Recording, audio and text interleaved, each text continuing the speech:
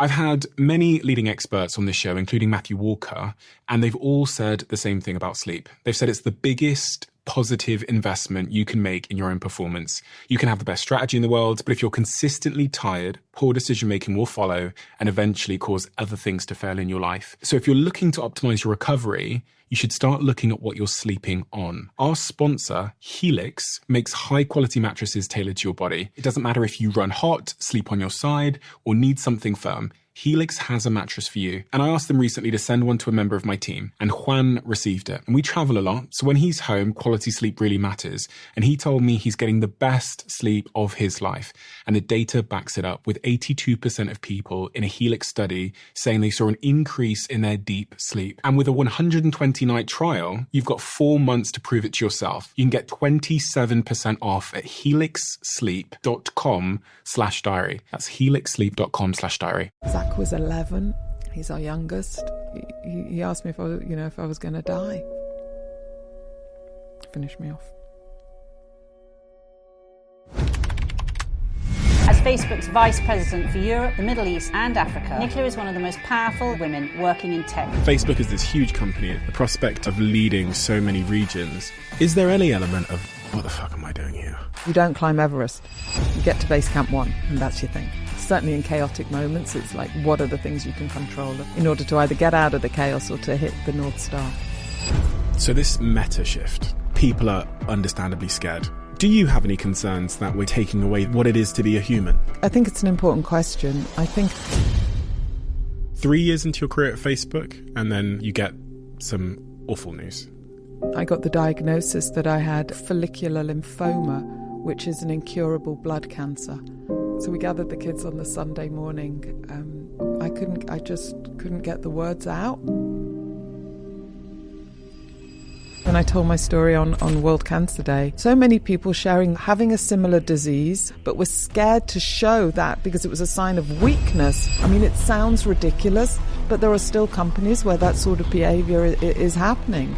We often don't put the discipline into our personal lives that we do in our work lives. And often our work lives are dictated by others.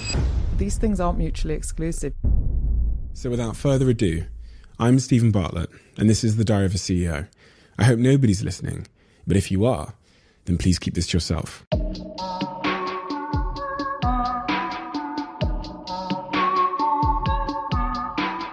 Nicola, you've had an extremely extraordinary career. I've followed you for many years. I think about 6 or 7 years throughout my career. And I've watched, and I've also gone back and looked at the previous 21 odd years you spent in advertising and agencies, because my background is in advertising and agencies. My first question is, when you think about why you were able to lead that career, what are the circumstances of your early years that went into shaping who you became and the success you then saw for the next 30, 40 years of your career? Well, first, can I just say I'm so excited to be here in your dining room and having this conversation with you. And fear of this turning into a great big love-in, I've been following you too. Oh, God. So, I couldn't be more thrilled to have this conversation. That's a great big question to start with. I think from a very early age, I was always very curious. I was always that kid that was putting their hand up and just going, well, hang on, what about? Can I ask a question? And to be honest, it didn't play so well in school. The school that I was at the time really just wanted like a cookie cutter, that you came in, you learnt by rote, you passed your exams. And I wanted always to just push the question a little bit, understand a little bit more. And I think that kind of desire for knowledge, that curiosity, wanting to know what might happen, has probably been a part of shaping who I am. Do you know where that came from, that curiosity? Did it come from somewhere? Did you have brothers and sisters?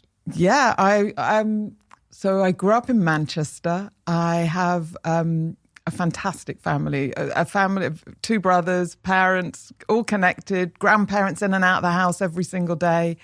And my mum worked, my grandma worked. And so my North Star at the time was just kind of a very busy household, people coming and going, but people always there for one another, people supporting. and a belief, I think, that anything was possible. My parents were caterers, and they used to do functions for extraordinary people, celebrities, prime ministers. And so I grew up just seeing that even extraordinary people are just people. I was a grafter. I was working as a waitress for them. And so I saw that, and I saw people. And I think if you take the fear away out of people, however successful they are, I think it allows you to think yourself about what you can learn from them, and then what you might be able to apply to yourself. Were you a confident child? Yes, I was, yes. What evidence do you have of that? If you look back on my school reports, talks too much. I think if you're not confident, you probably don't talk too much. Asks too many questions. I wasn't fearful. I wasn't afraid. It's funny because, as you say, when you're younger, those things are often looked down upon. Even the phrasing of that, too many questions. Yeah, and especially for a woman or a girl at the time. I remember... there was a really particular incident when I was 15. It was the parents' evening where you, just before, as it was O-levels, that was the last year of O-levels, GCSEs, and you go in the dining room, and I was with both my parents from teacher to teacher, and this was a really important moment for me as a child where the Latin teacher literally started to shout at my parents and told them that if I didn't change my personality, that I was never going to get on in life. Can you imagine being told that at 15?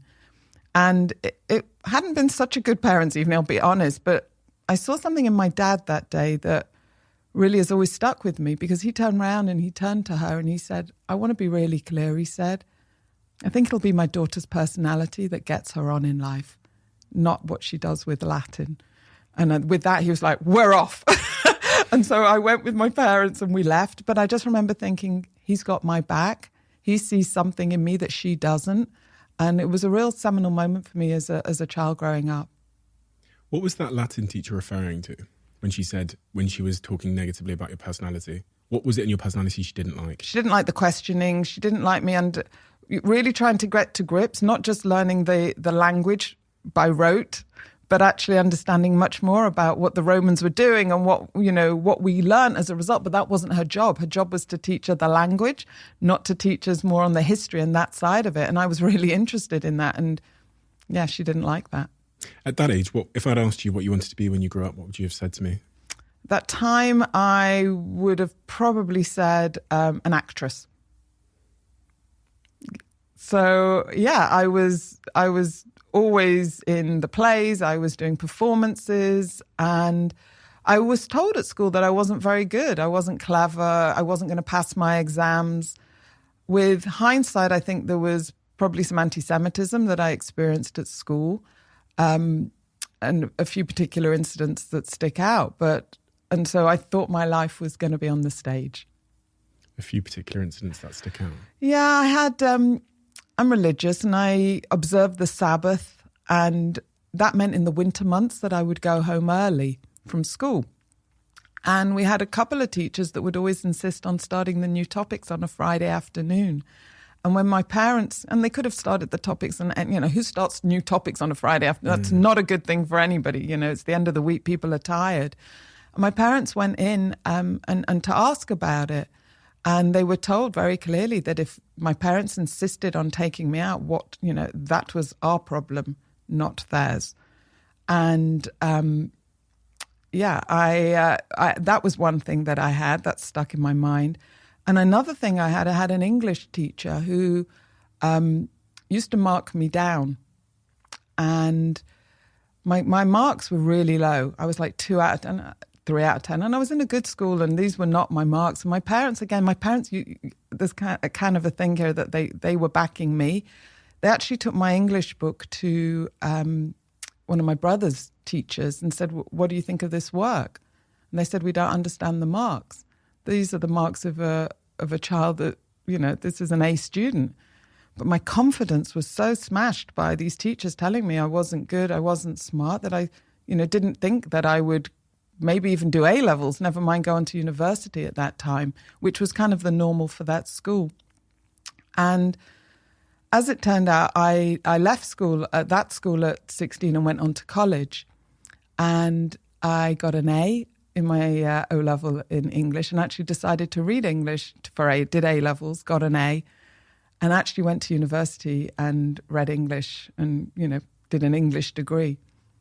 I actually went back to my school. And I think about this now and I can't believe I did it. When I got my A and my place at university, I went back to the school, to that English teacher. And so I rocked up and I said to her, I've come to see you. And she was like, as you can imagine, quite shocked. And she goes, why are you here? I said, I've come to tell you that you could have destroyed my life. And the power that you wielded on others really could destroy. And I said, you really came close with that with me and taking away a dream of mine that might never have been realized, because I always love reading. I'm passionate about books. And I just needed to tell her that. And I felt better for telling her that. Never saw her again. What did she say? She just looked at me shocked. And I think back now with the benefit of age, it was quite a shocking thing to go and tell somebody that, their own biases and prejudices and the power that they wield could destroy a life. In comparison with the best of teachers, that it can inspire and lift up and to make you believe in yourself more. That wasn't some of the experiences I had from some of my teachers. More broadly, what does that say about the education system? Because I feel a similar way. I always did bad in school. There was 2 lessons that I would never miss, which was business and psychology. But other than that, I would not attend. I wasn't a rude kid. I went back and I've spoken at the school multiple times now. And when I go there, they say, you were a really nice guy, but a useless student. And because of that, the sort of implicit message of being a useless student and the idea that the A grade people are going to be rich and successful and happy, and then everyone else, you're going to have to settle for something else. You're not going to go for a kid. That's such an easy narrative to believe. It's almost amazing when you hear that someone went through that and they didn't believe that story at such an impressionable age. Is there something that we can do to remove, grades altogether, or to stop people like you who went on to have these phenomenal careers potentially falling through the net because of one bad teacher or one bad grade, or believing a narrative about themselves based on any of the above? So I think that's a big question. And I think there's a lot in there to unpack. But I think having people believe in you at a young age is really important. And not everyone is as fortunate to have a family that is as loving and as supportive as mine is. And so people look to people like teachers. Kids look to teachers to be those people for them. And on the whole, I think teachers do a phenomenal job. I mean, a really, truly extraordinary job. But some kids slip through. And I think it's on all of us to think about what more we can do to be able to help kids to really realize their full potential. Because you're right, how many more are out there that could be doing the most extraordinary things if someone just says to them, I believe in you, I got you, I think you could do this. At what point then did you choose advertising? This one's really simple. So I went through university doing, I actually did English and theatre studies. So I was acting, and I actually had a place at drama school, at Central School of Speech and Drama. It's a great school.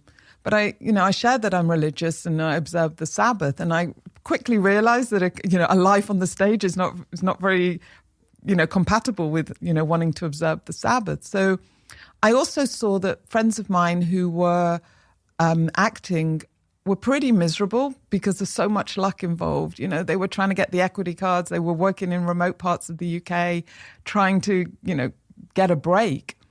And I just didn't want to roll the dice and have so much of my life dependent on luck. And they were great actors and great actresses. And at the time I had a friend who was a year older than me, a guy called Neil Marcus, who had got a job in advertising in London. And I was, wow, I've never heard of such a job. I didn't know anybody growing up in Manchester that worked in the creative industries. It wasn't a known thing and it wasn't a thing in my school from a careers advice that they gave you, that there were such jobs. And yet I'd always loved the creative industries. I love theatre. I'd love, drama. I love fashion. I love film. I loved all these things. So when I heard what he did and that, you could get paid to do such a thing, I was like, that's the thing I want to do. So that's how I got embarked on it. And then I did my research, which back in the early 90s comprised of going to a library and getting hold of, the magazines, the trade magazines, and working my way through them to understand the great agencies. And so I applied as a graduate trainee to get on a scheme, and I got into Bartle Bogle Hegarty, which was the one I wanted to go to. Acting, drama, theatre, all these things. In hindsight, has the skills that taught you played a role in your career? Yeah, definitely. I think everything that you do makes you who you are. And so I actually think the skills of acting is something that all kids benefit from, because it gives you confidence. It gives you confidence to make a presentation. It gives you confidence to make a pitch. These are some really vital things when it comes to, working in business.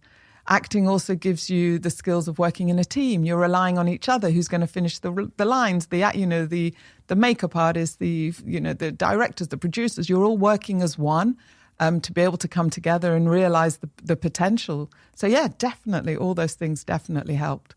You spent the next sort of 20 years from that first sort of grad. Was it a grad internship? Yeah. No. Yeah. Spent that next 20 years working in advertising.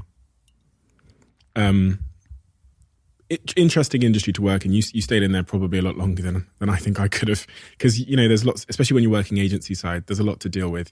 You rose within that industry very quickly as well. But when you think about that period of your career, what did that really teach you in terms of yourself, leadership skills, and everything in between? What was so many things. So it definitely taught me leadership skills. And you start early on working for others, but then as you rise through the ranks, then people work for you. And I was always very keen to learn from others that were doing it. And I spent the first 12 years in advertising working for Bartle Bogle and Hegarty. So I learned from some of the very best craftspeople in the industry, both from the business side and actually the creative side as well. I remember when I left there and I was taking on my first really senior position at Grey, that I actually went to see someone called Stevie Spring, who was a woman I hugely admire and now is a dear friend, to ask her what I should do, what advice did she have. And she said to me, Nicola, you really need to think about every aspect of when you're talking to people, not just what you're saying, but how you're saying it and how you're using your body language and other things as well, because people are going to judge you. They're going to pick up on everything that you say. And I thought that was good advice that nobody had ever shared before. It was also the first sort of time that I started to get 360 feedback on, and so that I could learn about how others perceive me, because how you think of yourself in your head is very different to how other people can perhaps think about you. So it was actually making sure that I was developing the muscle of leadership as well as I was going through the different roles that I have. So yeah, it taught me a huge amount. What were some of your weaknesses in that early phase of your career that you really had to work hard to overcome? You talked a bit about body language, and I'm not sure if that was a weakness. And then was there anything that you initially struggled with being in that agency sphere working for someone else? Yeah, I think not trusting my instincts, trying sometimes to be something I wasn't. BBH in the 90s was super cool. Everybody was wearing 501 jeans and white T-shirts. And honestly, that wasn't a really good look on me. And so trying to emulate what others were doing rather than just trusting me and actually having the confidence. Now, this will sound a weird one because I already told you that I thought I was a confident person. But and I've really realized that this is something that women do more, which is having an exhaustive conversation in your head before you get your point out, and then the conversation's moved on and you've missed it, or someone else has made the point. And not realizing that I had a seat at the table because people were interested in what I had to say, and not to be so fearful not to get those points out. So that is definitely a skill I honed as I kind of went through my career. Why do you think that issue is more prevalent in women? I think it's a fear of getting it wrong, being seen as being stupid. I think those are things that we're challenged on from a young age, and it's something that if I could go back, I would definitely speak up more. I would share my voice more. I would bring my opinions to the table. I think women do struggle with that, and certainly talking with women about this issue, especially if I'm talking to younger women, they're nodding away, and it's like, just put that imposter syndrome away. It's really not a good thing. It doesn't help any of us. You, in that period, if I'm correct, you kind of went through 3 different agencies. Yeah. Started at that first one that I cannot pronounce, went to Grey, which I can pronounce, and then Karmarama. Yeah, Karmarama. Yeah, was the third one. Why did you move every time? What was the reason for you to move on? The first time I moved was because I'd been there 12 years I looked up above me and all the people that had been my bosses 12 years earlier were still all my bosses and were always going to be my bosses. So I kind of reached a point where I really didn't think I was learning as much as I could and should. And I actually started to think about maybe there's a life outside advertising. And then actually it was somebody else that came to me, a guy called Gary Lace came and said, look, you're at the coolest agency on the planet. I'm just come into Grey as a change management kind of mission.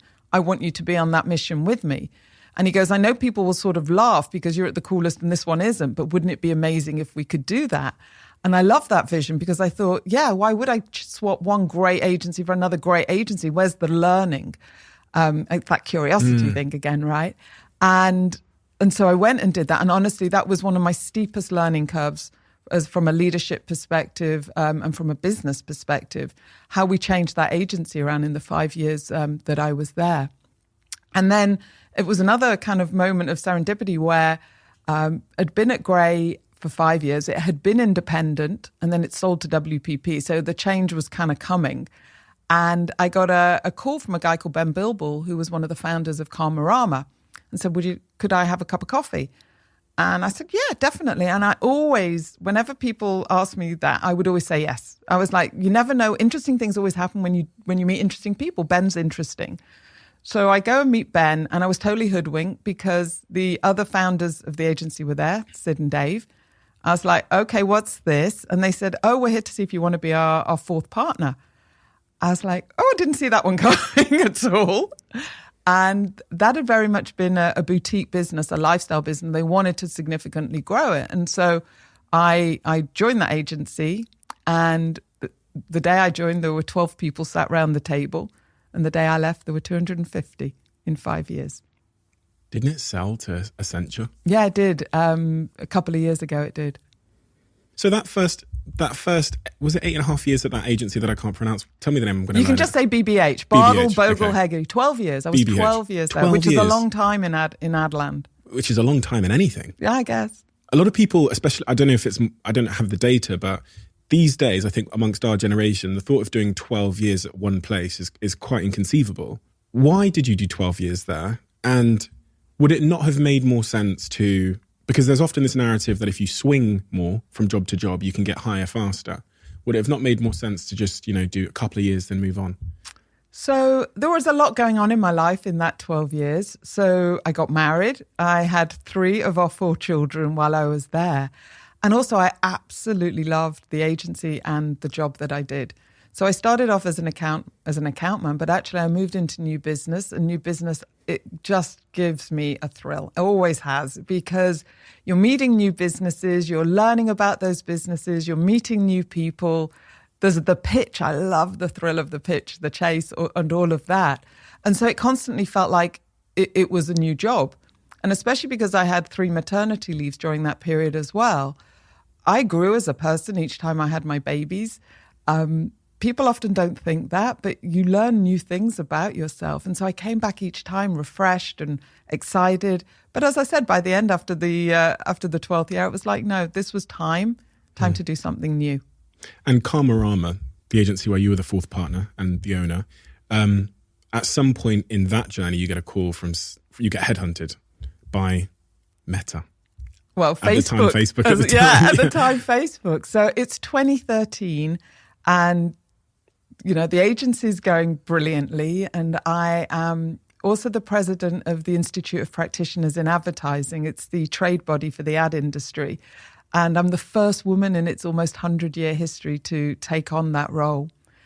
And my whole mission was about making the UK the most digital-minded, digital-first country, because I could see that the opportunities there for the industry were going to be huge if we could capitalize on what was happening in Silicon Valley. And so, yes, I did get a call. Carolyn Everson came, and it was another cup of coffee. She actually said, would you like breakfast? So I go for breakfast. And we'd met through an awards thing a year or so earlier. And it's very American. And I'll never forget, we're in the Ivy. I'm surrounded by literally everybody I know. And she literally comes straight out. I've got my water. I'm drinking my water. And she goes, Nicola, I'm here to see if you're interested in heading up EMEA for Facebook. And I literally splurted water out. And I said, oh, no, I don't think so. Why? What are you talking about? And she goes, and she said, well, people have suggested your name and I've been looking for a while. And I said, well, I've got Karmarama and it's going great. And I said, I'll tell you what, let me think about it. So I went home that night and I spoke to my husband, John. He goes, you nuts? He said, and put it in context. It was just after Facebook had floated, hadn't been going so well. I was a huge fan of Facebook though, but I felt a deep connection to all the people that we'd hired at Karmarama, 250 people that relied on us for their mortgages and were part of the vision and the dream there.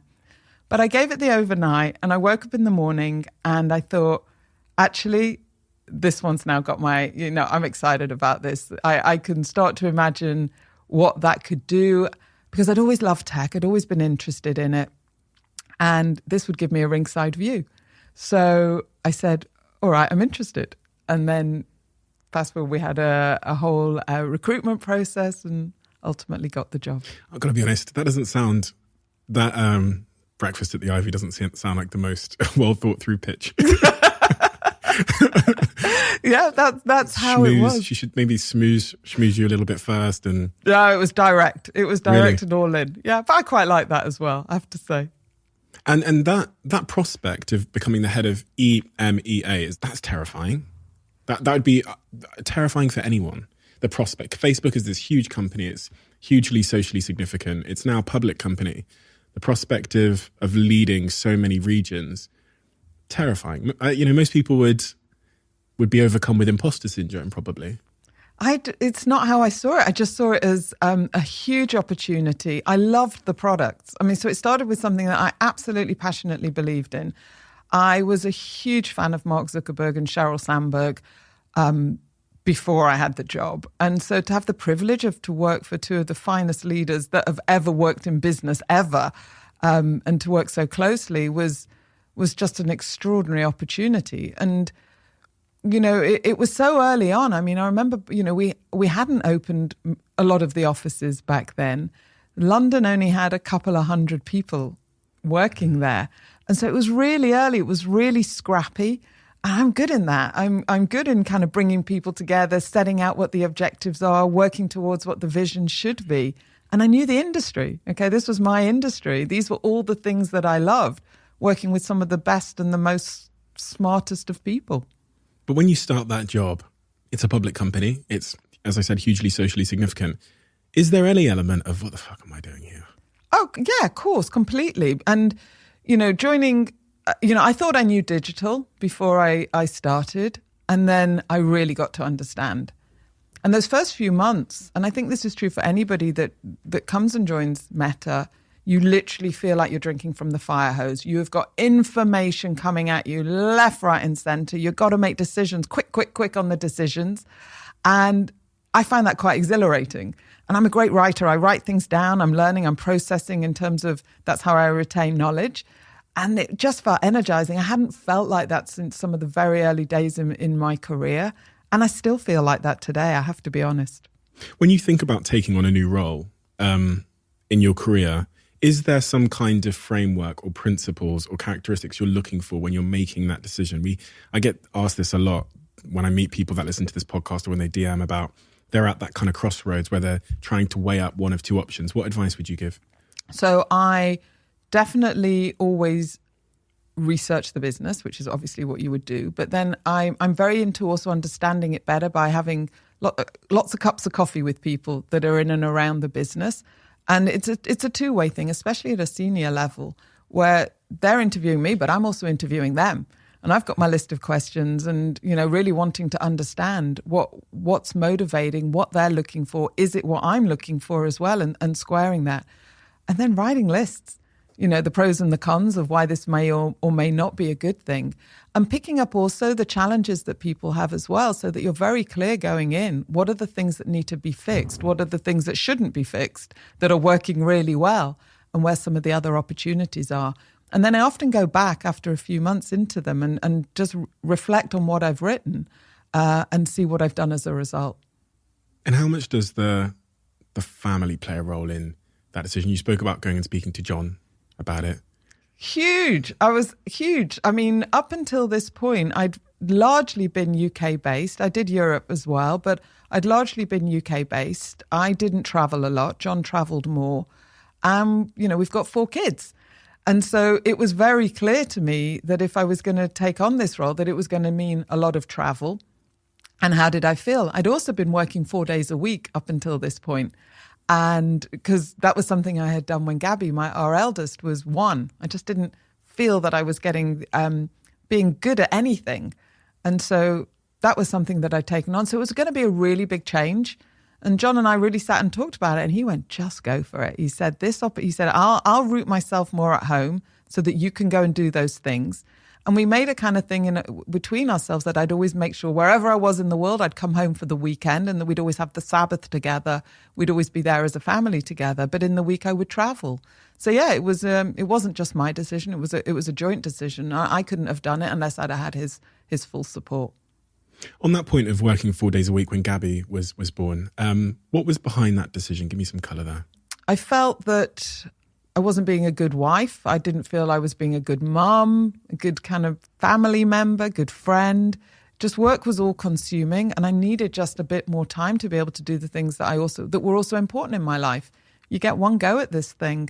And so I worked out that actually I probably just needed the Friday. If I had a Friday that I could do the things that I wanted to do. And remember, this is pre-tech, all this stuff. We didn't have tech at all our fingertips and everything. And so I went to talk to my bosses, and they were actually incredibly open about it. They cut my salary by 20%, of course, but they got me I did the same job in essence, but did it in 4 days through the discipline that I applied. And so that's where it came from. And honestly, it was one of the very best things that I ever did.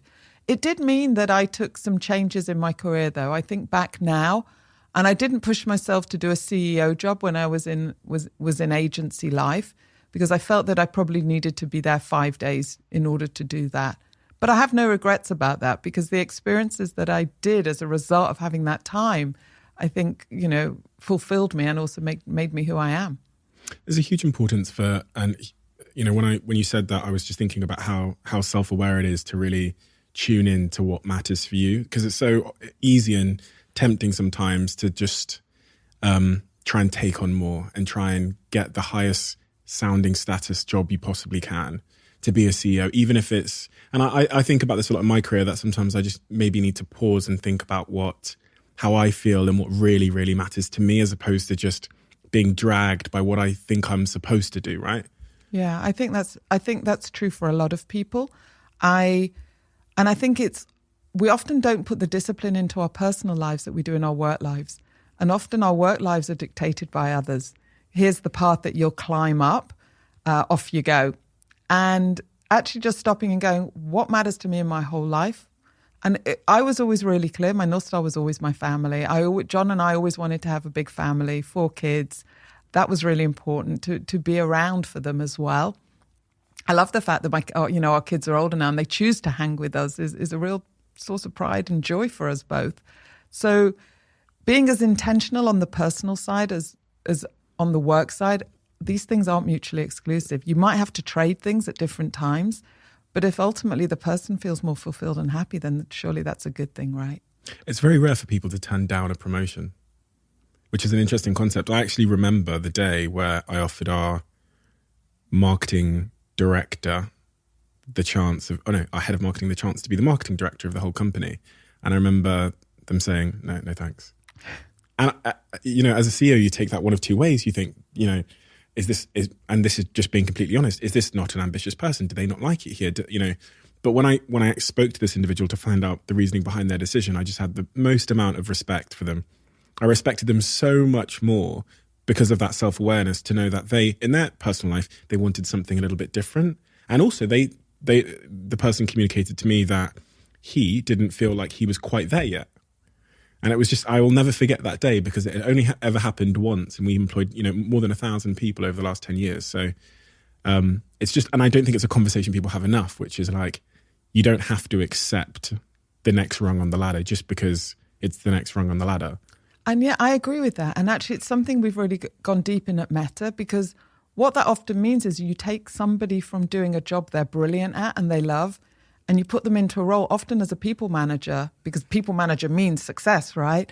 Where they're not as good. And so it doesn't work for anybody then. And so we actually have something which is an individual contributor, where you can rise up as an individual contributor, be very, very senior, but not have to manage loads of people, because that's a totally different, and I'd never heard of that before. I think it's really a fantastic concept for keeping and motivating great talent. It is, because much of the reason as well people love their work is because of the relationship they have with their peers. And when you move them to management roles, those relationships are somewhat changed, often broken. So makes a lot of sense. You get 3 years into your career at Facebook, and then you get some awful news. Yeah. So I am 45 then in November 2016. And living this amazing life, right? I'm flying around, the kids are thriving, family's great, and I'm busy and feeling great. And I had this little lump in my groin, tiny, like the size of a pea. And honestly, wouldn't have thought anything of it. But I have a really good girlfriend who's a doctor, and I just mentioned it to her literally in passing. Like, I wouldn't have gone and seen a doctor for it. And she goes, probably nothing. If it's still there, let me know in a few weeks. And it was. So I went to see her, and she put her hands on me, and I saw in her eyes that she wasn't happy about it. And I said, what is it? She goes, I don't know, but you need to see someone. I don't know what it is. And she sent me to a doctor who turned out to be the wrong doctor, but he was a gynecologist, and he said, you're fine. He examined me. He goes, but I literally had my coat on. He goes, but you know what? While you're here, he said, we should just do a CT scan. I thought, okay. I was by myself because I really didn't think it was anything. So I went and had a CT scan, which is quite an intrusive thing if you're not kind of expecting it, invasive, and then I went home, didn't think anything of it. It was a Friday, and got home and put my phone away because I was busy doing other things. And then I remember I picked up my phone, and there were so many missed calls from my friend, the doctor, and also from this 0207 number, which I didn't recognize. And I can still remember the feeling of just feeling physically sick. And I went up to see John, and I said to John, I think this is going to be very bad news. I'm going to phone Lisa while she's my GP friend while you're with me. And she just said, have you spoken to the doctor? I said, no. She said, I'm coming over. Honestly, she lives around the corner. It was the longest 5 minutes of anyone getting to me. And she told me that the scan had shown that I had tumours everywhere, all over my chest, all underarms, everywhere. And they didn't know what it was. And that began the process over the worst weekend of our lives, Googling everything, trying to work it out, because you can't see doctors at the weekend. Nobody's around. Had to wait till Monday morning. Had a whole fiasco of going to meet a surgeon, trying to take one of the tumours out, but they wouldn't take it out because they didn't know which was the one to take out. And it was just very frustrating. And being a person that's very used to, like you, like knowing what you want to do, getting in control, making things happen, like you just couldn't do anything. We had to wait till Monday morning to go for a PET scan to understand it. And then it was just so much information. And also we didn't want the children to know because we didn't know what it was. And so it was just John and I sort of isolated, working through all of this. But within a few days, it was, I got the diagnosis that I had something called follicular lymphoma, which is an incurable blood cancer. Most people that have this, it can take 2 to 3 years to get diagnosed. I got diagnosed in 5 days. And it was a shock. It was, I'm thinking about it now, and I still can't believe what I'm telling you, that this is something that happened to me, and is happening to me. Yeah. How does the world you look out upon look differently through that period of your life, that weekend?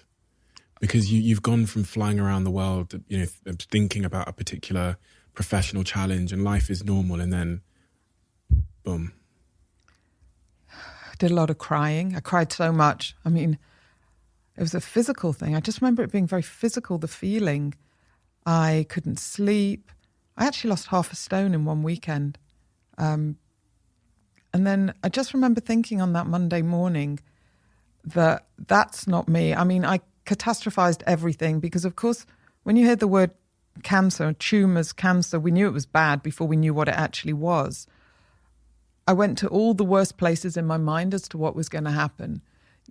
Fast forward, I was going to have chemo, then it wasn't going to work, then I was going to die, then, the children would be left alone. It was just horrific, absolutely horrific. The games your mind can play on you or that you allow to play on yourself. And I remember thinking on that Monday morning, I actually did my hair, did my makeup and said, I'm going to face this in the way that I face everything. I'm going to take it one day at a time. And, whatever the cards I'm dealt with, I'm going to make sure I live the most with what I have. And I'm never, ever going to allow myself to go back to that weekend that I just had, which was just horrific. And it didn't. And so I took it on, understood what I had and then had to start to process that and then start to tell people. Because you're right, on that Monday, I was supposed to be flying to China. And so I couldn't do that. And so I had to tell my bosses that I wasn't going to be able to. I had to tell them, the reason why or what I knew at that point. And, I will always be unbelievably grateful to Sheryl Sandberg for literally just saying, we're here for you, whatever you need, we've got your back. And that was, for your boss to tell you that is, the most important thing in the world. I'll never forget that. That conversation with your kids. Worst conversation of our lives. We gathered that it was a week later, and it was deliberately a week later because Danny, our number 2, was just 18 that weekend and he'd had a big party on the Saturday night. So we didn't want it to spoil it for him. And so we gathered the kids on the Sunday morning, all sat round the table to try and tell them. And I just couldn't get the words out. It was horrific. In a moment, you change your kids. They've got this life. And in that moment, you bring a different dimension into their lives. John had to tell them I couldn't get the words out. Zach was 11 at the time. He's our youngest. And, he asked me if I was going to die. Finish me off.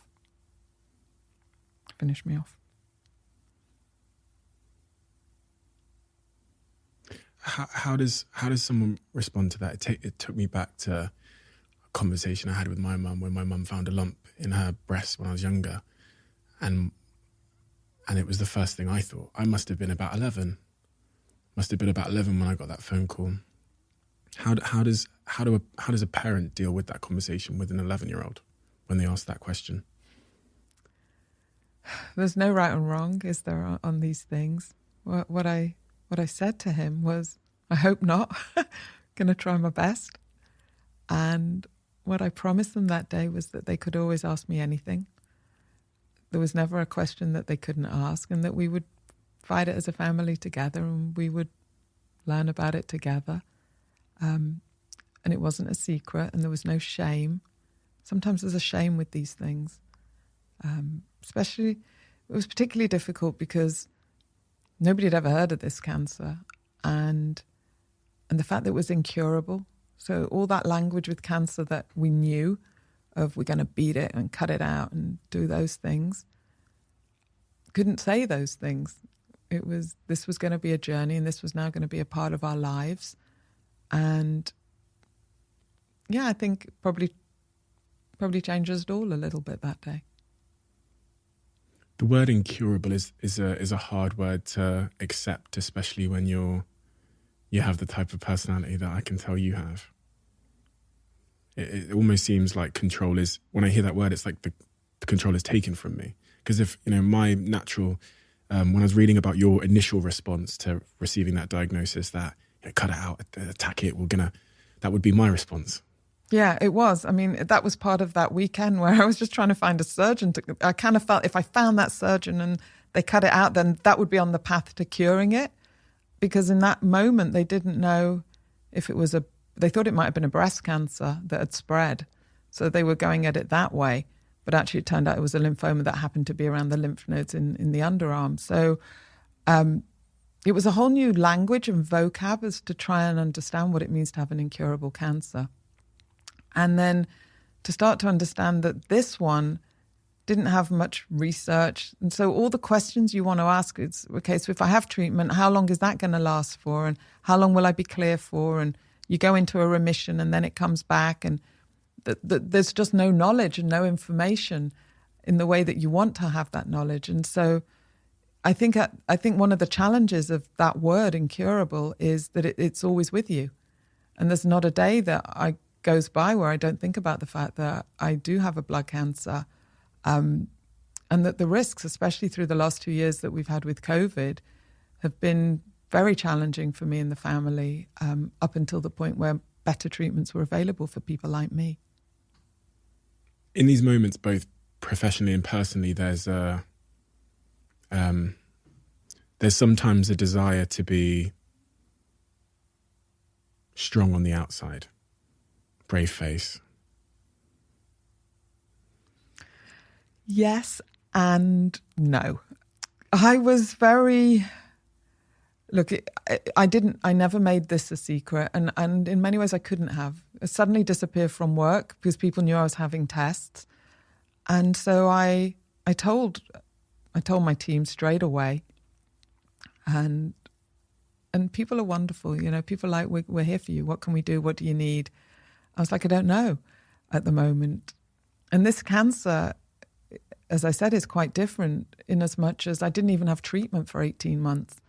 Because what is understood is the fact that because we can't cure it, and because there could be new treatments, then the doctors do this thing called watch and wait, where literally they watch and they wait and they see what's happening, or as patients call it, watch and worry. And you have scans and you have blood tests, and then there'll come a point maybe that you'll need treatment. And my point came 18 months after that first diagnosis, where I was just unlucky that it grew around my kidney area. Some people can go several years without needing treatment, but they said it would give me kidney failure. And so they deemed that I should get the treatment there. That was a blow.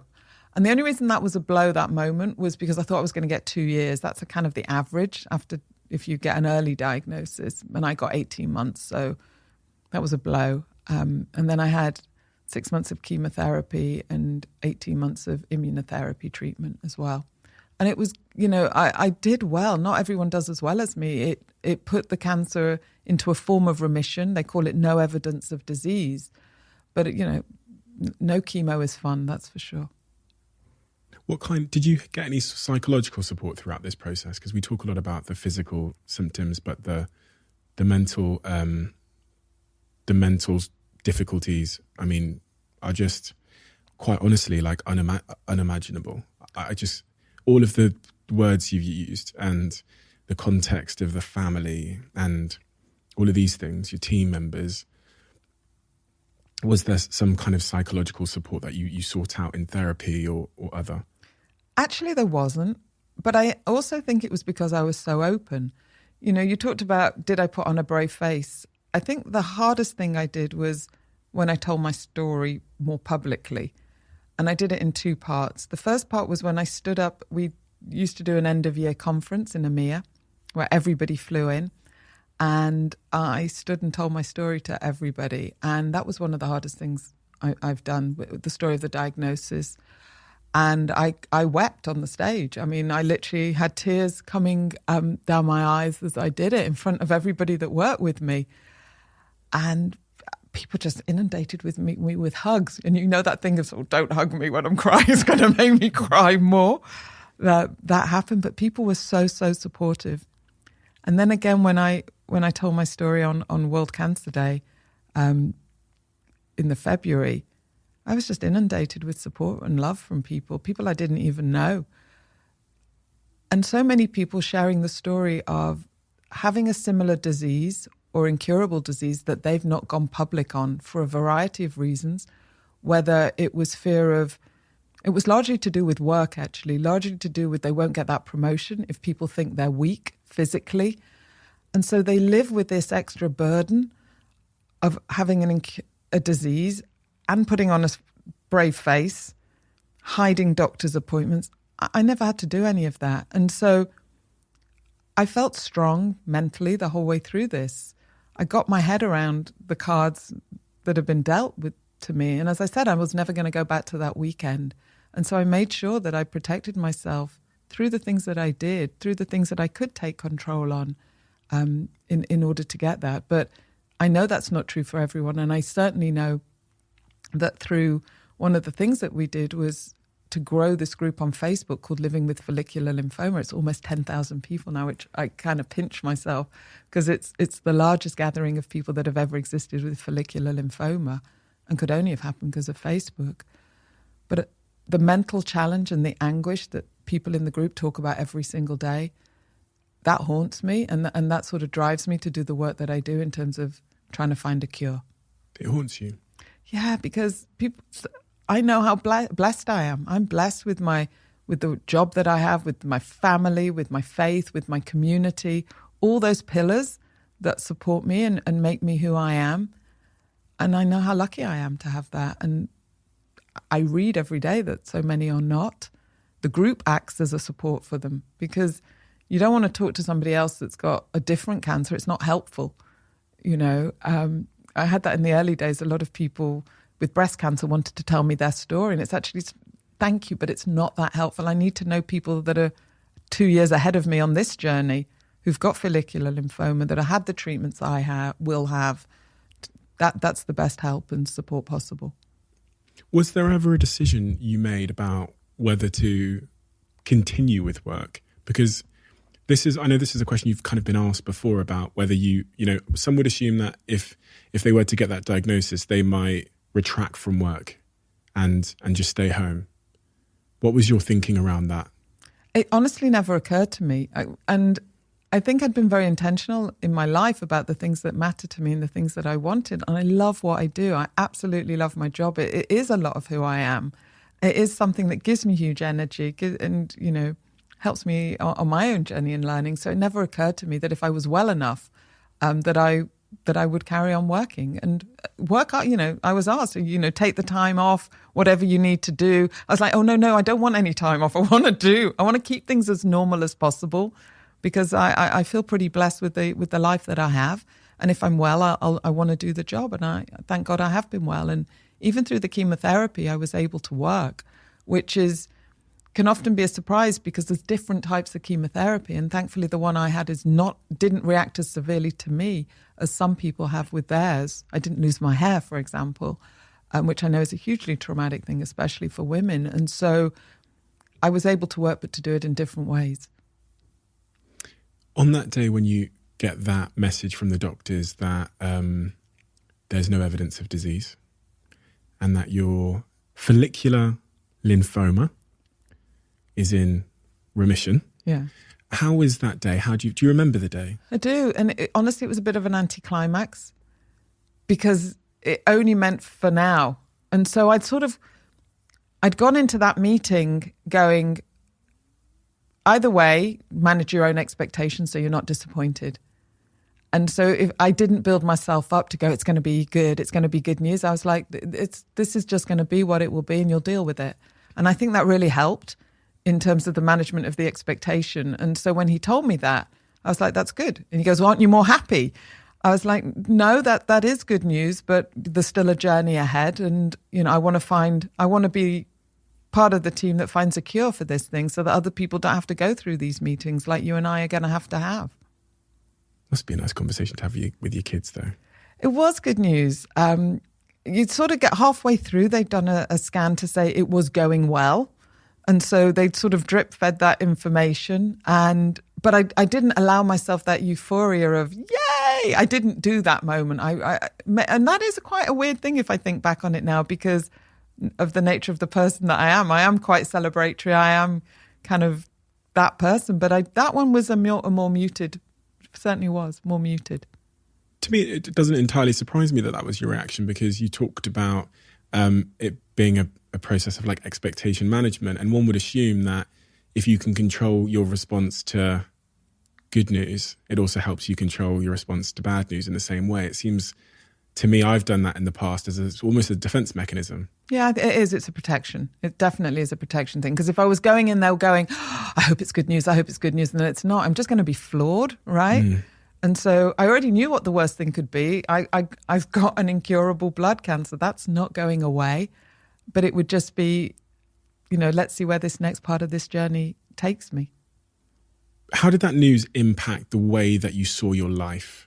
And because for me, the pandemic and watching what happened to the world and seeing how that there was this tectonic plate underneath all of us that I'd never realized called our health, that I, as a young person, had never even realized was there or could move. And that if it did move, in fact, my whole life sat upon it. My career, my relationships, my family, everything, my goals, my ambitions, my future was all sat on this thing called health. And one day it shakes and you didn't know it was there. How does that change your view of your life and the decisions you make? Yeah, and in many ways, our family had a trial run on the pandemic because going through chemo, you have to be super careful. I mean, we had the masks and the sanitizer at the door back in 2018 for anyone that came into the house. I didn't go to the theatre, I didn't go out, didn't go on planes, etc. So had to be super, super careful because my immune system was shot to pieces. But actually, I didn't make a lot of major changes. A lot of people that get a diagnosis like this do look at their life in that moment and go, well, getting divorced, spending off to Vegas. I didn't do any of those things because I think I'd been very intentional about the life that I have and been very purposeful about some of the choices that, we've made together as a family. And so, no, there was none of those kind of crazy things. Did it change how you allocate your time at all? Did it? Yes, I did. So I took control of some of the things that I could control. And so there was enough evidence knocking around about lifestyles and diets and things like that, especially with a disease which is about the immune system, about reducing inflammation within the body. And so I had a shocking diet. I was really not very good at exercise, i.e. I did none whatsoever. And so I did build that into my life. So yeah, they were, I guess, some pretty big changes then that I did make. You talk about being intentional about your life. What does that mean to you? And why is that important? Yeah, I actually practice something called vision writing, which is you write as though it's a year from now. And you set out, looking back on the year you've just had, what you're going to achieve. And all the research says that if you write stuff down and you share it with people, you're more likely to do it. And I do it around my personal life, I do it around work, and then I do it around community. And I take people on the journey with me, to help to work out what it's going to, then I write it down and then I share it. And that's really helped me to be really thoughtful about what I want to do in the next year. And certainly with the family, it's involved a huge amount of travel. We absolutely love traveling and seeing different places and exploring. And we sit together and we kind of go, what do you want to do this year? What are the things? And when the kids were smaller, some of the things that they wanted to do were kind of little things. I remember there was one where I think Sam just wanted to go and have a Chinese meal. I'm like, yep, we'll have a Chinese meal. And his brothers and sisters laughing at him for going, you underplayed that one. Yeah, you could have asked anything. In some of what you fancied doing. Different personalities of the children coming through. But I think that has made a difference. I read about some advice that Sheryl Sandberg had given you around that time about not engaging in secondary worrying. Yeah. What is that? Well, the secondary worrying is what I was talking about, which is, well, I'm going to have chemo, it's not going to work, I'm going to die, John's going to marry a wicked woman, children are going to be miserable, boom, I'm exhausted, and it's miserable and depressing, and that's just giving the power away. And she was right. I mean, it was such good advice just to kind of, to say that, don't allow yourself to do that. And I think, I think that is something that people do with bad news. You take yourself into a different place of all the things that could go wrong. But I think people do that in all aspects of life. If you go for a job interview and, you start to worry about not getting it, well, that's not going to be very helpful, is it, in terms of how you're going to present yourself? So, yeah. Because you're right, it impacts performance, but also that mental torture, Yeah. which you're choosing, to inflict upon yourself, just makes the whole process miserable, doesn't it? Yeah, and totally. we all do that. Oh, yeah. It's easier said than done It's sometimes. so easier said than done. But I often, people ask me about advice for like moments of chaos. The only advice I've ever been able to conjure really is trying to plant yourself as much as you possibly can in the present moment and that which you can control. Yeah, totally. I heard a great speech years ago from a guy who'd climbed Everest, who basically says, you don't climb Everest. You get to base camp 1 and that's your thing. And then you work out how you get to 2. And you never climb Everest. You go from point to point. And certainly in chaotic moments, it's like, what are the things you can control? And what are your small milestones that you need to get to in order to either get out of the chaos or to hit the North Star? Do you see that in great leaders within Facebook/Meta? Oh, yeah, definitely. I mean, having, Mark Zuckerberg pivoting the whole company as he did last year, changing the name of the company and going, this is what we've done for the last 17 years. Here's where the new thing is going to be. This is where we're going to go. That's bold. That's extraordinary. So few leaders do something like that. I mean, it's one of the reasons that I love what I do is get to learn and be inspired by him. What's he like? Oh, he's incredible. Absolutely incredible leader. He sees things that others don't necessarily see. And he's always right in those things, in terms of what he plants, in terms of where the North Stars are. No question. And then he's really clear. He gives very clear direction as to what's important, what matters, where the trade-offs are going to be, and what he expects of people. And I think having that clarity of, the things that we're going to measure the company against or the individual against, those are really important things. And, growing up in agencies, as we both did, those were things that didn't really exist. It was all done on touchy-feely. How's that person doing? And if you weren't kind of in that crowd, then it was hard for people. Whereas working at Meta, you've got really clear objectives as to what you need and should do. And the fact that everybody has them means that we can point towards the North Star. And in this case, our part in the building of the metaverse. When you talk about he has this very high conviction and he can see things that a lot of people can't see, and then it's proven right.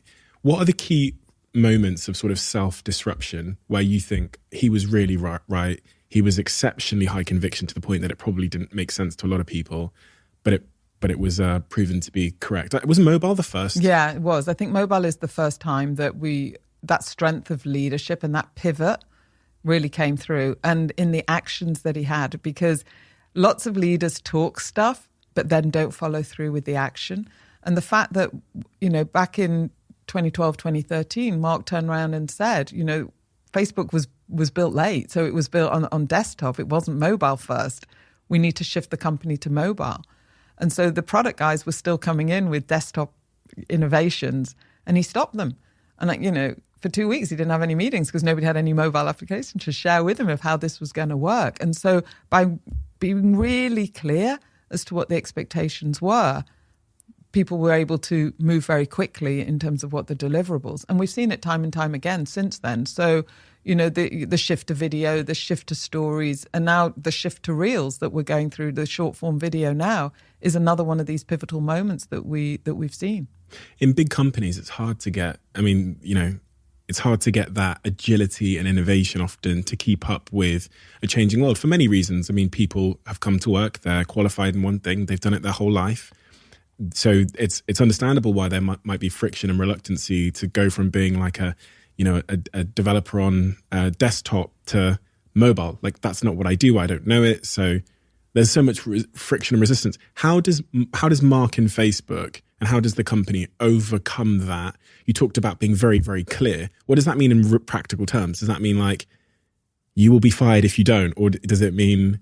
No, I think it's more about the culture that's created that allows people to fail, and talks about that with openness and vulnerability. If we tried this and it didn't work, but if we're not setting ambitious goals, then we wouldn't not be failing. We have to fail as a tech company to get to those bigger North Stars. But the key thing is to make sure that we're taking the learnings from those failures and then applying it and telling the stories of those things as well. So you create a safe environment for people to go, well, I'm going to do this thing and I'm going to go all in because this is my hypothesis of why it will work. And then if it doesn't, to have the self-reflection to go, why didn't? What can we learn? What's the debriefing that needs to happen?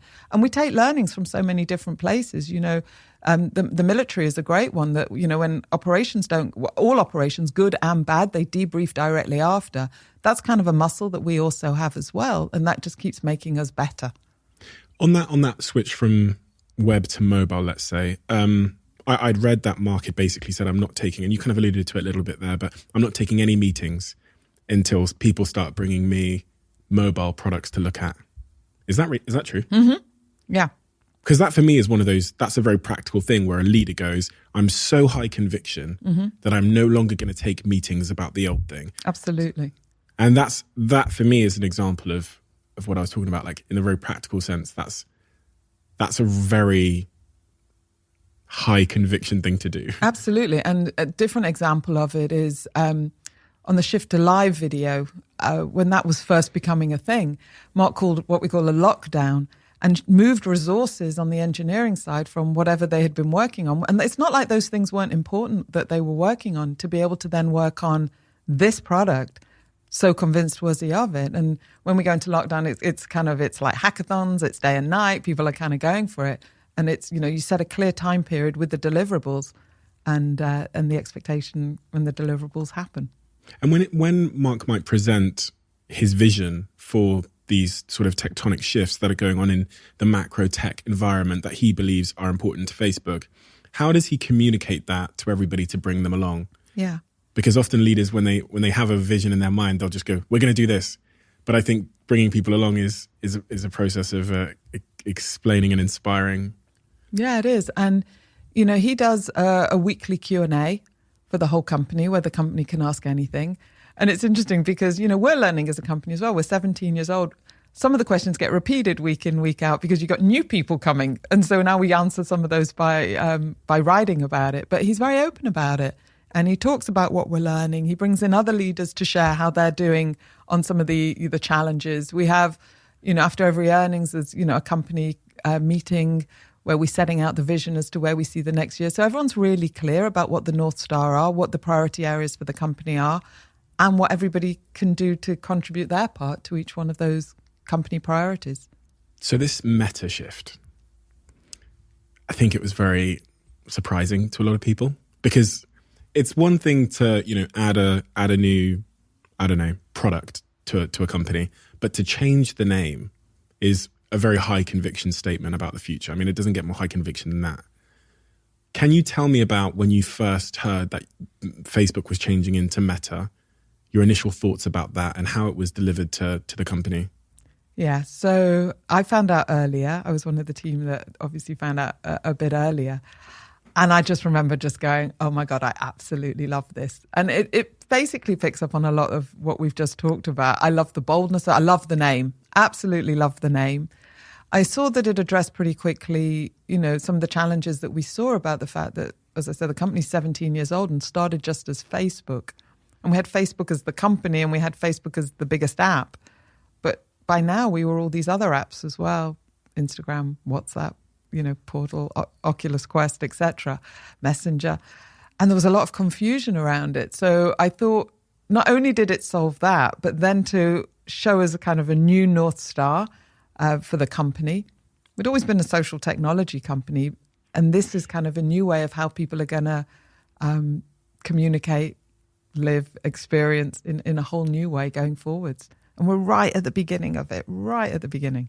When you first hear that, though, is it not slightly terrifying? No, it's so totally exciting. And because we're now in a really interesting period, which is we're old enough to have seen what, the first couple of iterations of what the internet were.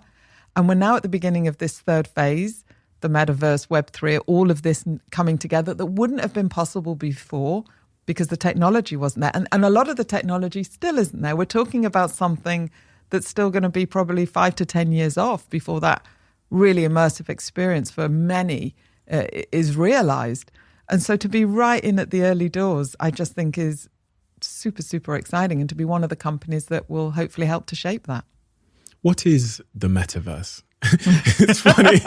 It's funny because it always almost reminds me of like early Web 1 and Web 2 people ask the same questions over and over again. And I've watched the news anchors saying, what is internet anyway? And then stumbling to answer the question. And I see this a lot. We're all struggling in some respects to find a nice definition. But in Facebook's definition, what is the metaverse? Yeah, so it's the next iteration of the internet, one that is much more immersive, one that can allow you to do things that you couldn't do perhaps in real life, or enhance that.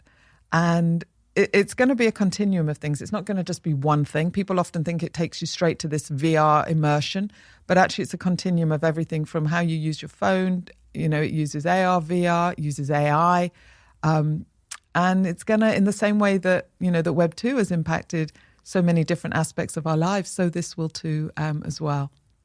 I know you must be, I'm gonna make a presumption. I know you must be sick of the questions around the negative consequences. Like with Web 2, I think we conducted an experiment about social media and social networking because the technology enabled us to. So we had these, initially we had desktop computers, then we had mobile devices, the internet got really good.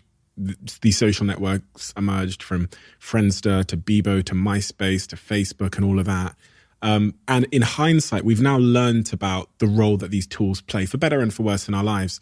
Because of this new Web3 metaverse technology being perceived as being some kind of headset you'll don, and you'll go into this other planet where you'll be doing much of your social interactions that you do in real life now in this virtual world, people are understandably scared.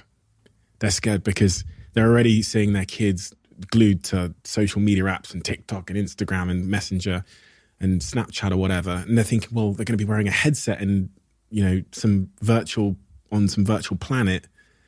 You're a parent. Is there not? And I know that you care a lot about your own kids' screen times because you've said that before. It's one of the things that you're very particular on, especially with the youngest of your children.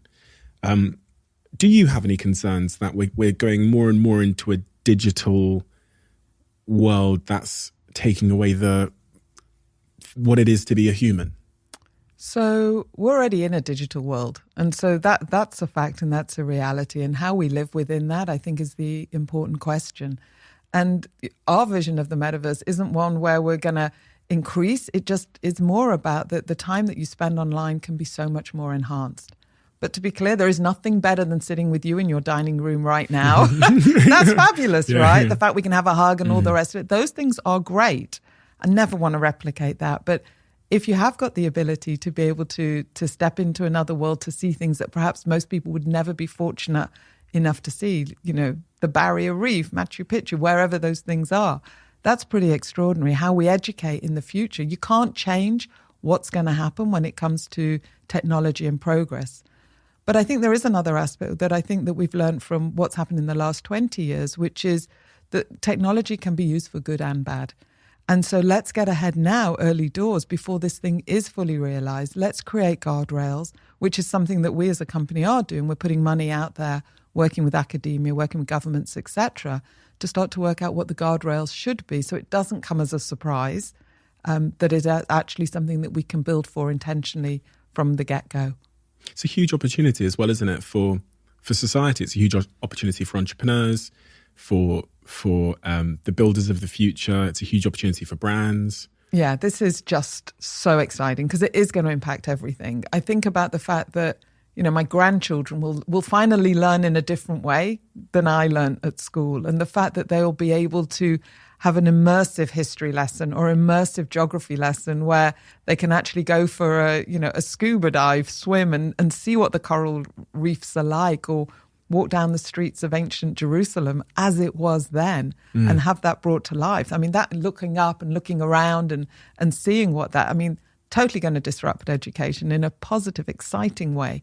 But we're already seeing how it's, impacting for good things like the health industry and medicine, where we're seeing surgeons now already training and doing operations in VR and practicing, which and the stats are saying that they're coming out as better surgeons than people that are just getting the odd body that they can kind of experiment on. And that kind of makes sense as well. And then from the business side, and you asked about brands, the opportunity it's going to create for creators and whole new jobs that we can't even imagine yet, that don't exist. I think the creator economy is going to be something that we're going to see a really significant uptick in, more people being able to make money through creativity. I think that's really exciting. I get all the excitement. What we learned from the last 20 years of the internet is that there's always a cost. There's always a cost. When you're thinking about what the downsides are, what are the things you're guarding against? Like, what are the things you're thinking, okay, we need to make sure that we build with this in mind? Because I don't think we did that over the last 20 years with the internet. I don't think we built very intentionally over the last 20 years. So, yeah, I think it's an important question. I think about the fact that we're being very intentional. We're building diversity and equity into all of our products and everything that we do. So I am unbelievably proud of the fact that you go in today and you want to create your avatar, and there's over a quintillion different versions of avatars that you can create. I don't know if we would have had that 10 years ago. The fact that you can have that, can see that, to be very intentional about some of these things, that people can represent themselves as they want to be represented, I think is really important. Normally you would, years ago you would start with, it's a white man, and then you would go from there. Well, that's not very inviting. Even the emojis are the same, Yeah, and so it's a journey, right? So I think those are some of the things. Another one that we've been very intentional about is about protecting physical space, because you have the ability in the metaverse to feel the social presence. I mean, that's one of the amazing things about it, that you genuinely feel like you are in the presence of someone and hanging out with them. And so being very clear, and one of the things we've built is a personal boundary space so that people can't come into it. It makes you feel like you've got about 4 foot around you. Yeah. And if they come too close to you, it kind of pushes them out. That's a pretty cool thing. And then, of course, you get the feedback that people go, well, what if I want to hug someone? And I'm like, we've just built that product, so you don't have to. So then you have to build different things in as well, because you take the feedback. But it's building those things early, I think, makes a difference. And we know now. We've got enough information and data from the last 20 years to understand a lot of these things. Mark Zuckerberg has been a character that has been, the public perception of him has been written by the media. Often, I'd say almost always unfairly, in my opinion. As someone that knows him, how does that make you feel? Because I'm just going to be completely honest. Look, I know a lot of people won't have sympathy for someone that's a billionaire and that whatever, but I don't know how a human being deals with that amount of constant attack. I don't know how they do it. I mean, keep Priscilla right there and my kids right there and not turn anything on. He is, he passionately believes in the vision, the mission, the ability for people around the world to be able to connect together, for businesses, small businesses, the smallest of businesses, to be able to have the same abilities to reach customers as the largest businesses in the world always could do. And that sort of evening out of things all over the world, he passionately believes in that. He's driven by that. And then, I think about Mark, as you said, the husband, the dad, the son, extraordinary human being. And the fact that, he's pledged to give virtually all of his money away to charity, to cure diseases. I mean, I think it's pretty extraordinary to have made some of those decisions in the way that he has. I personally find him inspiring. I find him courageous. I find him kind and caring. But most of all, I find him inspirational. Do you think he's misunderstood? I know him to be the man that I just described him to be. And so I'll leave others to judge that. Interesting. Because I don't know him, I think he's misunderstood. I think that's largely because, and I know this is super unpopular, but I just don't really care. I think it's largely because, having spent 10 years working in social media and the internet, building companies in the space, living and working in San Francisco in the Valley, what I see in reality in the day-to-day work of my life, then what I see in the headlines, there's this huge disparity between the two. I've been critical of all social media platforms for various reasons. I've got big concerns. One of the ones more, over the last couple of years that I've been more engaged in is just the psychological impact of comparison and what that says about ourselves, and seeing this person on Instagram and it making me feel inferior about myself and my self-esteem and what we do about that. How do you think about that as a parent and a mother, when that particular issue of like the social experiment of our context now being a billion people as opposed to just our little tribe, which it might have been one day when we were most human in Africa? I think, I think for one of the things that we've done, and this is an area that, of course, we take unbelievably seriously. We start with the fact we don't want children on the platform unless they're over 13. I think that's really important. And we do a lot to take kids off that are younger than that. And we can pick that up through things like AI, etc. But it's also working through some of the tools that we have for kids as well. I mean, we have parent hubs. And I think it's important that people know that these are places that parents can go to get the resources to understand how to have the conversations with their children as well. We have things, we work very closely with charities all over the world, especially when it comes to young people. We've created products that say things like take a break, and that you can set time limits for yourself and give yourself a nudge. We've got things like if it looks like someone's going to write something mean, it gives you a nudge and go, you sure you want to write that? And so we're working with those charities, as I say, and we're doing constant research with young people as well to make sure that we're understanding where people are today. And of course, we're very clear on the fact that we want them to come on the platform to connect with their friends, to connect with, the music and the sports and the things that they care about, but also the fact that we can provide the resources for parents as well. I think that's also important. Do you see a lot of these challenges as trade-offs? As in order for me to be able to connect with my sister who lives on the other side of the world when she's in Japan living there, there are trade-offs of that, because I have to, on many of the social platforms, I have to expand my context to a point where I am going to potentially start involving in sort of negative comparisons about myself. Do you see what I mean? In order to have some of the wonderful things, I mean, I guess this is life. In order to have some of the wonderful things we seek as humans, there's always some kind of trade-off we have to make. But I think it goes back to you're in control of the things that you follow. You're in control of the people that you want to engage with on there.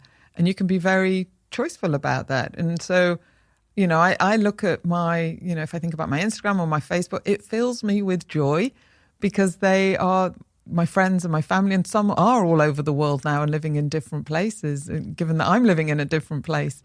And just to be able to have that community and that sense of togetherness is something I could never have had. And especially through this last couple of years where we physically couldn't see people for so much of it. I mean, thank goodness for Portal, quite frankly, because that became a regular thing in my family in terms of how the grandparents could connect with the kids, could connect with the different children where they were at different times.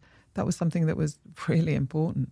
Same with my parents. My parents have a Portal, and buying them an iPhone and then being able to use WhatsApp was completely changed our family dynamic. We've got a family group? Yes, we have. So for one Christmas... What's it called? Bartlett's. Right. One Christmas I bought my dad an iPhone, and up until that point he didn't have Facebook or anything. So him getting Facebook was the first time he started to connect with the kids after they'd all gone to university. And then when I bought him an iPhone, then I bought my mum an iPhone the following Christmas. That's when they really stayed in touch. And then they got a Portal, and then that's when things really changed. And it has had a huge impact on us because my parents live, several hours away. Their kids live all around in every corner of the world. So that has brought our family a lot closer. And also there's been a big conversation recently, which is I've been heavily inspired to be involved in, which is about personalized advertising. Being someone who now is on the receiving end of a lot of business pitches, over the last 2 years, I've had, I think, the biggest single issue that small businesses have said to me that is affecting their business, I'll say before all of the supply chain inflation stuff, has been the change to the personalized advertising products on Facebook.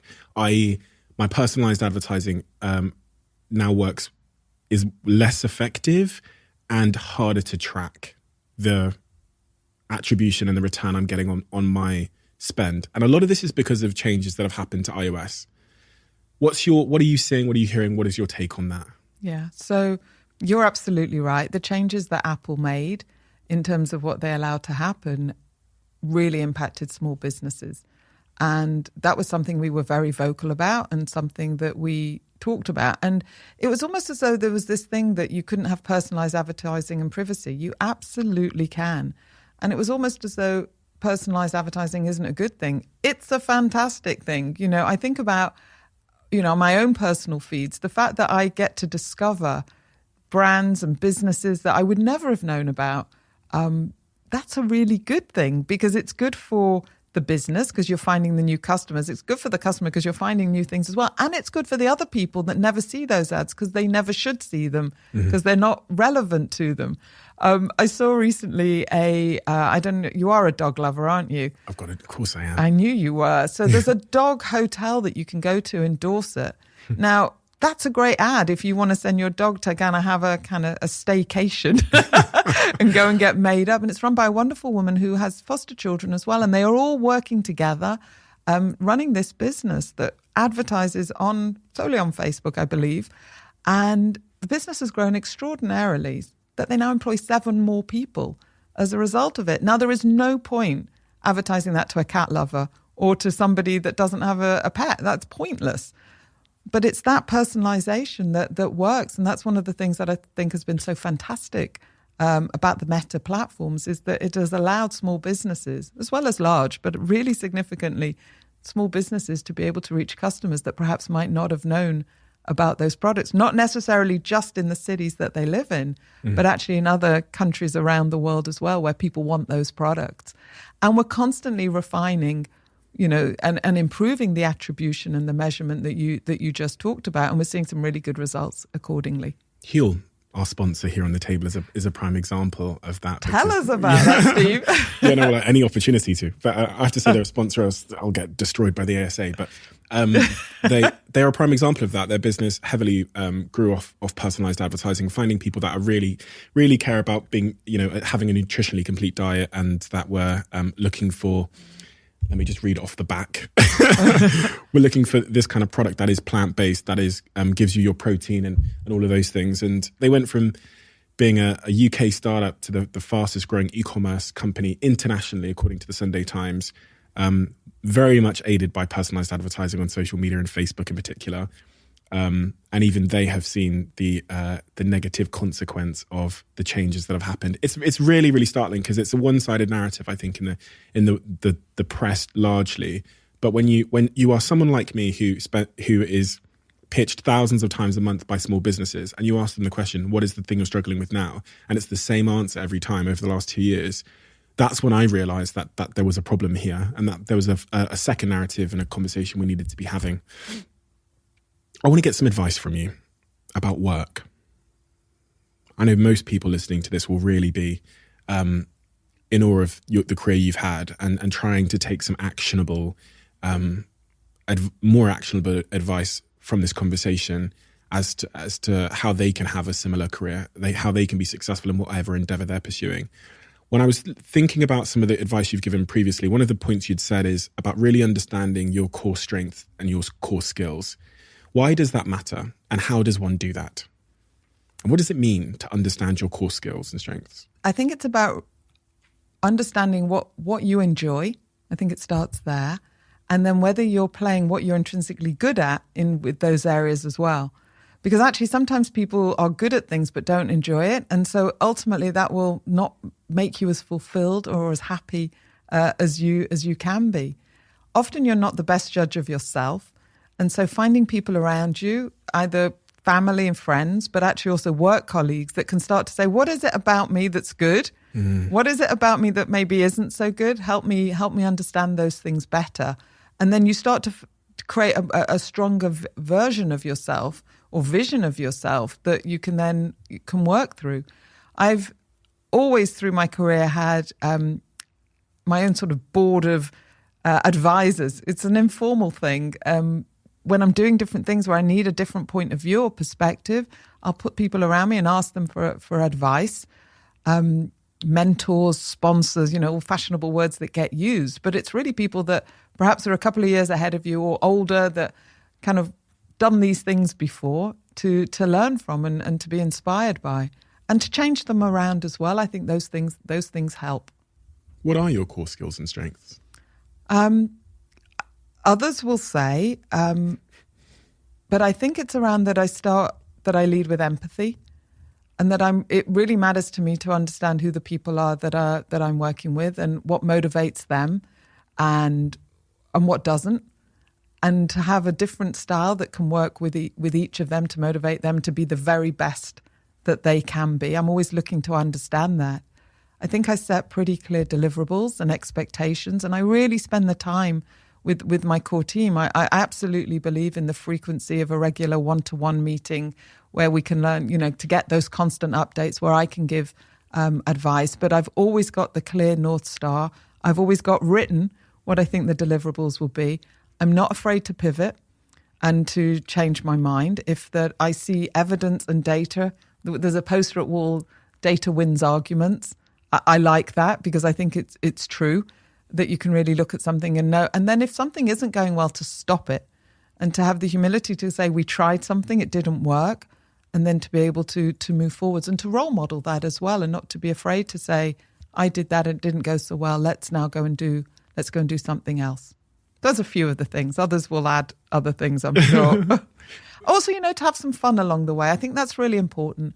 I think when I first started work, there was this thing about work's really serious, and it is serious and it matters, but you spend your most amount of time with the people that you work with. And one of my other favorite posters is that meetings are made for laughter. And so sometimes if you can just take the tension out and just break it a little bit, I think that's something that's important as well. I've heard you give the advice that it's important to bring your whole self to work as well. I think that is also kind of counter-narrative in the sense that people think they should just bring their professional self to work or their boss self to work. Why is it important to bring your whole self to work? Because if you're trying to be, other things, you'll just not do a very good job. And if people don't know what else is going on in your life, look at all the things that we've talked about today. If people didn't know I was dealing with health issues at different times, and maybe my performance wasn't so good at that time, then I'm going to be judged unfairly for where I am in that time, as opposed to let's just have an honest conversation. I'm old enough now, I'm 50, but I remember some of the days of the women that came before that would leave a handbag and a coat on the back of a chair to pretend they were still in the office, when actually they'd popped out to go and pick up the children or do something, but were scared to show that because it was a sign of weakness if you were actually being a mum. It sounds ridiculous, but there are still companies where that sort of behavior is happening.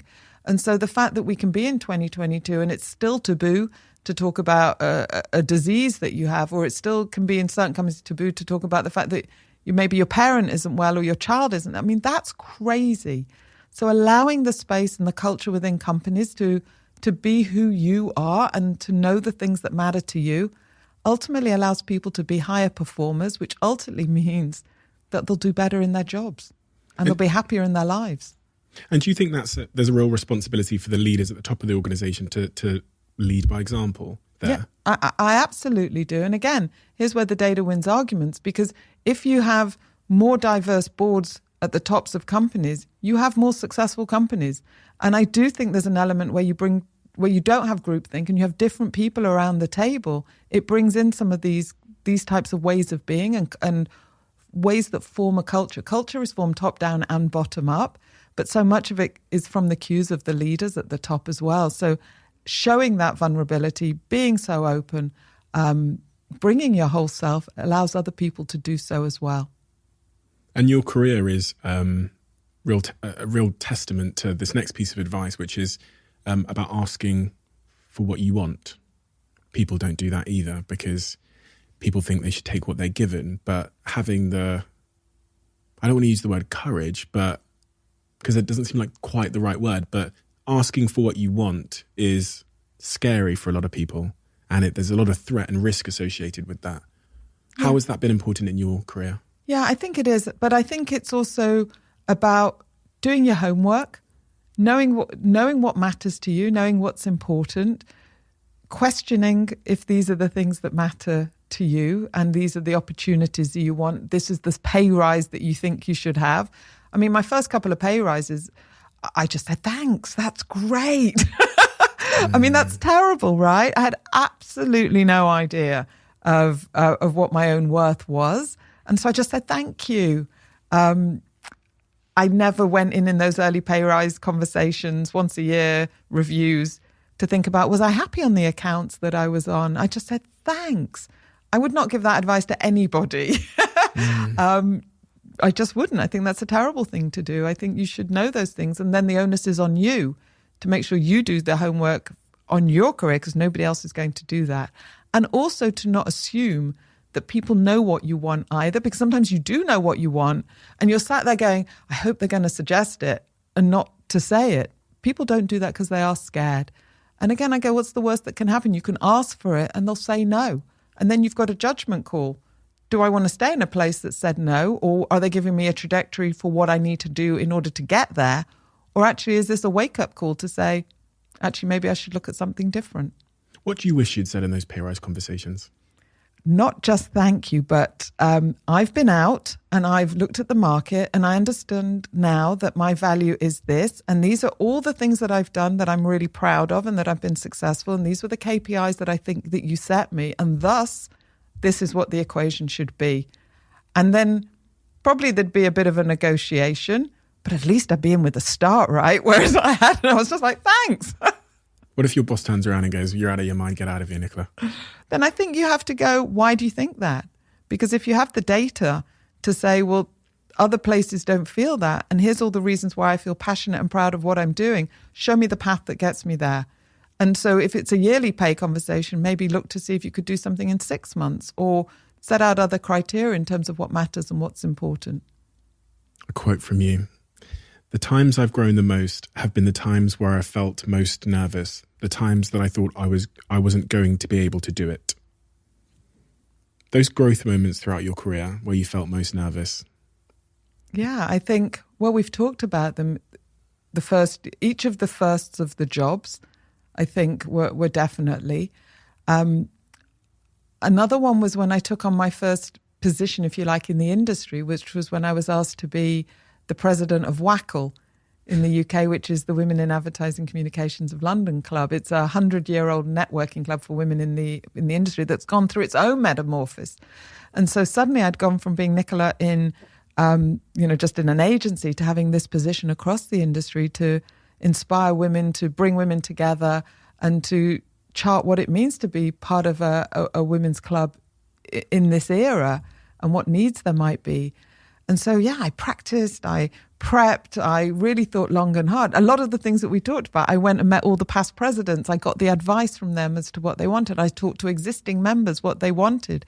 So I really did my homework so that when I came to that moment of setting out my vision for the year as to what I was going to do, I felt prepped. I was still nervous. It's good to have those nerves, right? But yeah, do the prep and I think it helps. Those nerves, a lot of people, they tell themselves a story about those nerves, the story being, I'm an imposter. And imposter syndrome seems to be such a frequently asked question of me and from this audience. It's like, how do you deal with that? People I think they think that feeling of nerves, which is I think that they're reading into feeling like an imposter, is signed to retreat and to get back into comfort, get back into certainty. No, for me, it's a rush of adrenaline. It's the moment before you do something to go, all right, you've done the prep, you've got this. It's good just to kind of get ready. It's like a getting ready moment, and then you go.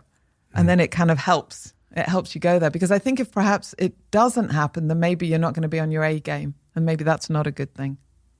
Do you sleep with the phone by the bed? In and out is the honest answer. Okay. In and out. So I was really good when the kids were younger about putting it into the hallway. And as I've started to travel more, it is a bit too near, if I'm honest, because I'm doing that excuse of it serves as my alarm clock. Because I heard you say that you advise people to keep a physical alarm clock. Yes. I didn't even know they made those. Which we have. Yes, no, we've got them in, certainly at home, we've got them. But if I'm on the road, yeah, it's definitely next to me. And, this book I have here, Make It Work, Lessons from Life and Business, She Means Business. Now, She Means Business is a joint initiative between Facebook and the Federation of Small Businesses and the British Chamber of Commerce to encourage female entrepreneurship. Why is that so important to you?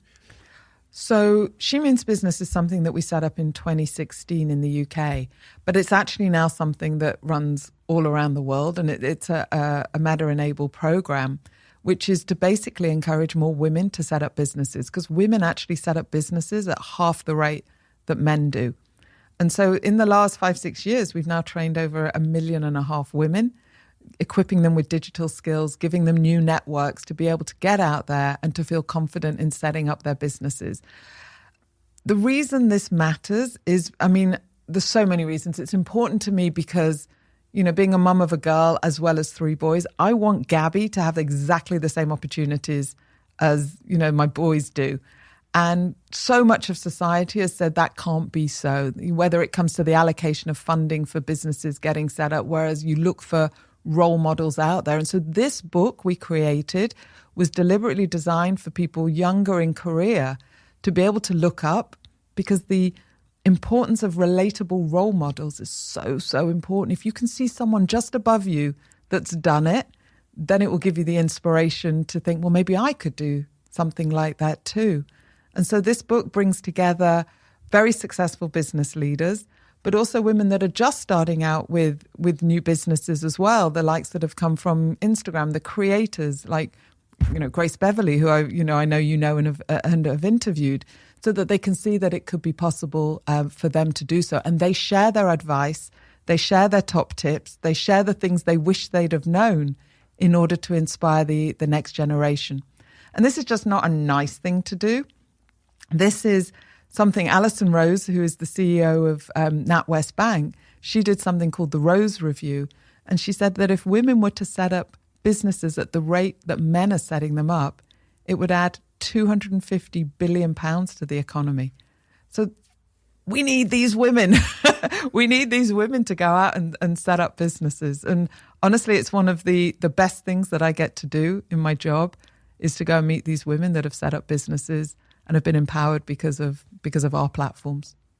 What are the barriers in their way to close the gap on that disparity? And I'm thinking of this also from the context as a male employer. How can I be more of an ally and supportive to my colleagues who are women, who might be a victim at certain times to like unconscious biases? Like, what can I do? You can call it out. Okay. One of the things that we see more than anything around a table is look for the woman who's not speaking. Sometimes they even physically do it. They don't take the seat at the table. Sheryl Sandberg talks about this, on the lean in. It's like, first of all, make sure you're actually sat around the table. Don't take one of the seats that are at the back of the room.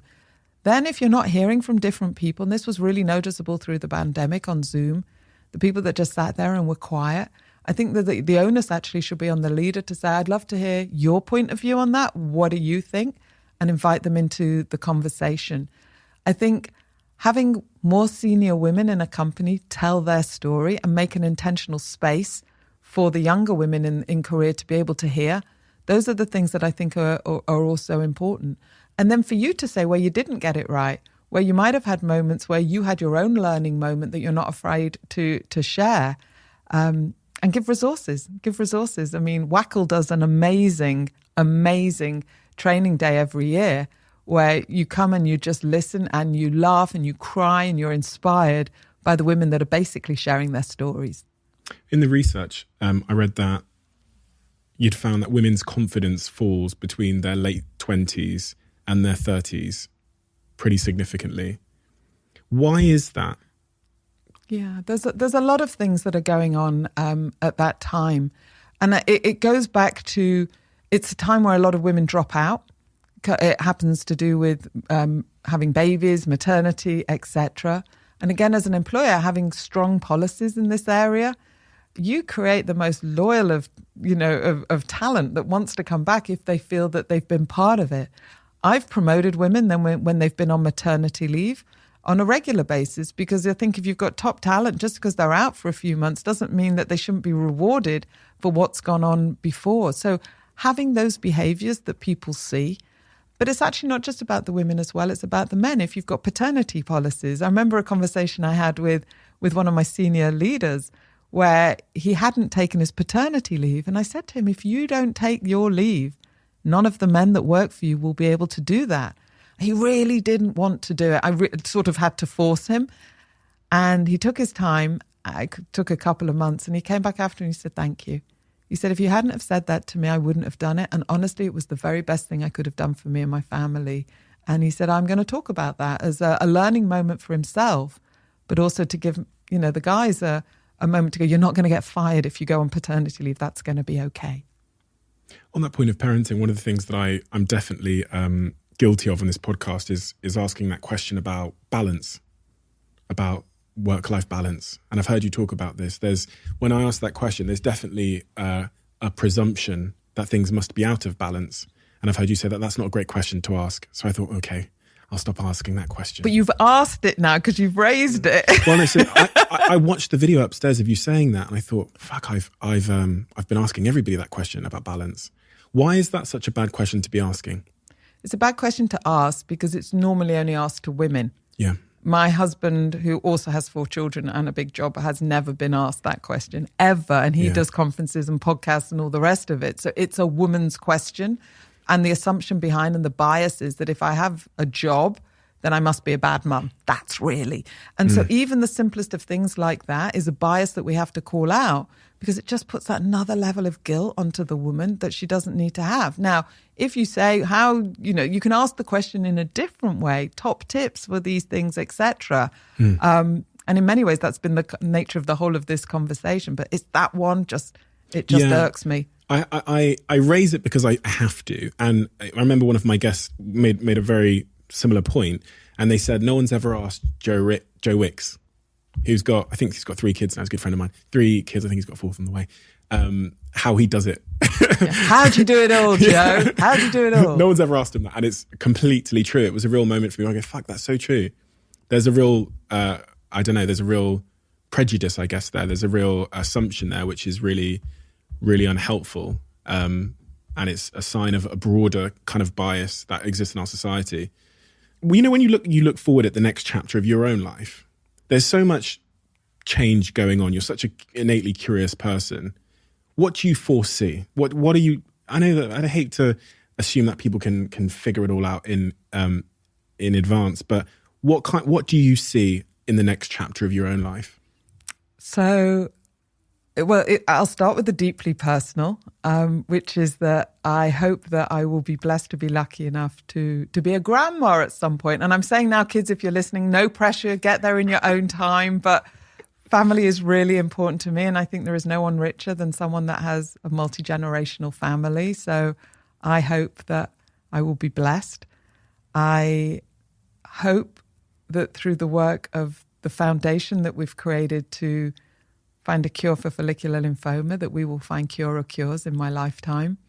That matters hugely to me. And then I look forward, Steve, to you and I doing another one of these in the future where we're doing it in the metaverse from different parts of the world.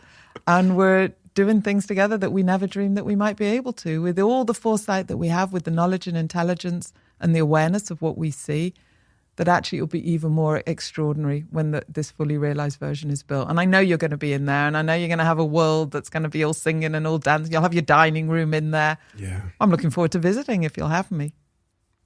Of course I'll have you. Thank you. Of course I'll have you. We have a closing tradition on this podcast where the last guest asks the next guest a question. I know, I'm nervous about this one. Mate, sometimes we have some very easy questions. So is there something you associate with a key moment of hardship in your life? A certain song, playlist, smell, food that takes you back to that moment? It's a strange one, actually. It's a pair of soft tracksuit bottoms, of all things, because to have a PET scan, you need comfy clothing. And you need things without metal in it. And I didn't have a pair of sweatpants that had that. And so I had to actually go and buy some on the day before, on that Sunday before the Monday. And so whenever I see them and they're in the bottom of the wardrobe, it does just take me back to that moment. And so, yeah, who'd have thought? A pair of sweatpants. Do you keep them in the wardrobe? Yeah, they are there. I didn't throw them away. It's quite weird that I haven't thrown them away, right? You've ever considered throwing them away? No, hasn't occurred to me. Maybe I'm going to go home now and actually chuck them in the bin. I'll leave that choice to you.